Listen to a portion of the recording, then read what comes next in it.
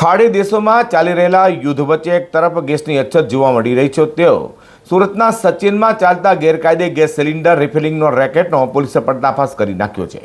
સચિન પોલીસે લોકોના જીવને જોખમમાં મૂકી ગેરકાયદે રીતે ગેસ રિફિલિંગ કરનારને ઝડપી પાડી મુદ્દામાલ કબજે કર્યો છે. સુરતમાં ગેરકાયદે ગેસ રિફિલિંગના રેકેટનો સચિન પોલીસે પર્દાફાશ કરી નાખ્યો છે. સચિનના સાયનાથ સોસાયટી વિસ્તારમાં પોલીસે દરોડા પાડી આરોપી અમિત મહેન્દ્ર પ્રસાદ કનોજિયાની ધરપકડ કરી ગેરકાયદે ગેસ રિફિલિંગનો દીકતો ધંધો ઝડપી પાડ્યો છે. પોલીસ તપાસમાં સામે આવ્યું હતું કે આરોપી અમિત કોઈ પણ પ્રકારની કાનૂની મંજૂરી વગર ઘરેલું અને કોમર્શિયલ ગેસ સિલિન્ડરમાંથી નાના સિલિન્ડરમાં ગેસ ભરવાનું ગેરકાયદે કામ કરતો હતો.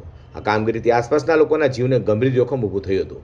પોલીસે સ્થળ પરથી HP કંપનીના મોટા ગેસ સિલિન્ડર, નાના ગેસ સિલિન્ડર, રિફિલિંગ મશીન સહિતનો 10,550 રૂપિયાનો મુદ્દામાલ કબજે કરી હાલ સચિન પોલીસે ભારતીય ન્યાય સંહિતા 2023ની કલમ 287 હેઠળ ગુનો નોંધી વધુ તપાસ હાથ ધરી છે. તો પોલીસે આરોપી અમિત કનોજિયાના ઘરેથી અંદાજે 15 થી 20 ગેસ સિલિન્ડરનો જથ્થો પણ કબજે કર્યું હોવાનું ચર્ચાઈ રહ્યું છે.